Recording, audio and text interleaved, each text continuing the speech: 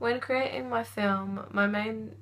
task, in my opinion, was to link it to existing media films and make mine as realistic and as professional as I possibly could. To do this, I researched into the conventions of all the main areas of thrillers, such as lighting, characters, costumes, locations, and mise-en-scene, and tried my best to incorporate as much of the already existing stereotypes possible, while still adding my own ideas to my film, keeping it fresh and non-repetitive to existing films. When researching into my mise-en-scene, I looked into roughly 5 to 6 films and TV shows in the thriller genre, and took my inspiration from them. As I knew my target audience was mainly going to be teenagers around my age, I chose films and shows I was familiar with, and shows aiming for similar target audiences. Shows like Pretty Little Liars and Criminal Minds was my main inspiration for costumes, as these shows featured everyday people with bad things happening to them. The contrast between the normalness of their regular lives and what happens to them is a clear contrast, and creates effect when the audience watches. It's relatable,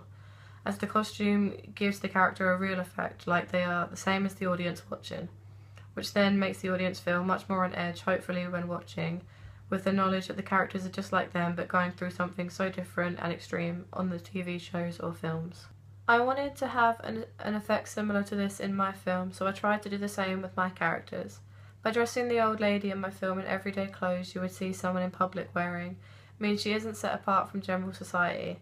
which should hopefully make the audience more invested as the character is relatable, helping the audience to sympathise later when intended in the storyline. The same applies to the child of my film, addressing her in a colourful costume that you would see any child today wearing, again making the audience feel sorry for the character, or feel something at least when watching her character develop and unfold throughout the film. When doing audience research, I soon learnt the basic conventions of thrillers people expected and like to see is the stereotypical dark lighting, antagonist versus protagonist characters, and creepy locations. I wanted to incorporate all these conventions into my film, and the extent of my own knowledge of the genre as well, and what I expected to see, as I was also the target audience myself. When creating practice shots for my film, I soon learned dark lighting was hard to create without the proper equipment, while still getting a good quality picture. So I decided to try the second approach of typical thrillers and flip the stereotype on its head and use bright lighting, colourful costumes and locations, and bring in the thrilling aspects later. This way it's more shocking to the audience when the story unfolds, as the audience does not expect it when the location looks so bright and friendly and the characters are dressed casually in everyday costumes.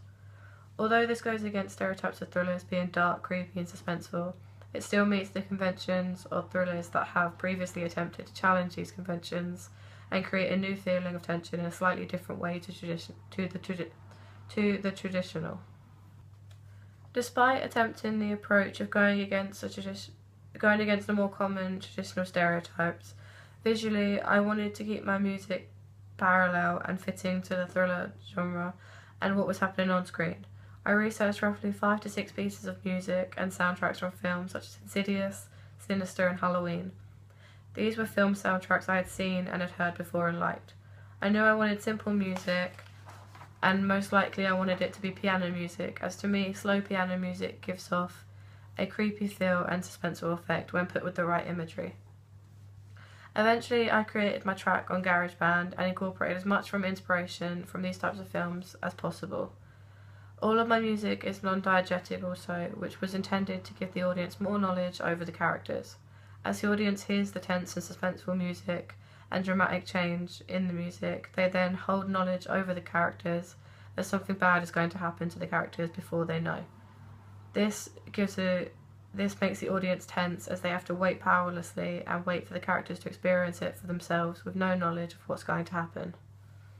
This is something that is done in so many thrillers and even horrors, and really helps give thrillers their commonly known tense atmosphere when watching, and the audience are completely helpless to the characters but know that something is going to happen. Editing was probably my strong point when it came to my film, to look more thrilling and interesting from the clips I'd filmed. I was able to take inspiration from the films and shows I had chosen and looked at during the editing of each one individually, and how certain transitions and colour corrections can mean or indicate certain things. When looking back at my footage and ordering my clips, I didn't think it looked as potentially thrilling as it could, and there was no clear indication from normal living to the antagonist character coming through. Looking at famous thrillers and existing films of any genre, I saw a lot of films use colour correction and lighting changes to indicate when the antagonist was on screen versus the protagonist. Red was commonly used connotating danger in the scenes, giving a clear indication to the audience what's good and what's bad on the screen. I decided I wanted that clear indication in my film, so when my music changed, I changed the colour correction of my film and gave it a red tint. This not only shows my editing skills and what I have learnt during the editing and production process, but also sets the clear division between good and evil in my film, that being the old woman being good and the child at night becoming the evil in the film. Without researching popular thrillers beforehand, I wouldn't have had that clear division, as I wouldn't personally have thought of it immediately. So I think my research was successful in this area, and the conventions of the existing films really helped my film progress more and look better overall. And finally, for my camera work, I don't think I did anything specific that meets or challenges the conventions for thrillers, as I kept my shot list fairly basic and stuck to my extent of what I already knew about certain shots. I knew shots like high and low angle indicated power to the audience, and who stands above who in scenes and films such as The Shining and Reservoir Dogs, as well as the basic meaning behind other basic shots such as close-ups and using them to highlight key areas, and long shots used to show the character on screen and part of the background. I feel like even though I watched a lot of films and shows for inspiration from the thriller and horror genre, I didn't pick up much specific about camera work unless it was during fight scenes or dramatic quick-paced scenes when the camera is used in a way that represents a person in a point of view shot. I didn't feel there was anything new or specific that separates thrillers from any other film genre shot-wise. I didn't feel there was anything in particular I could take away from these films and use for an obvious thriller feel when watching the camera work of my film. Although I do definitely feel, looking back at existing thrillers and popular thriller and horror films, I definitely feel I could have improved my shot list and my film could have looked much more professional and complex by doing so. If I was to improve, I would take inspiration from popular films and try to add more complex shots, such as extreme long shots, follow shots, camera rotations, and just try to place the camera in much more interesting ways in general.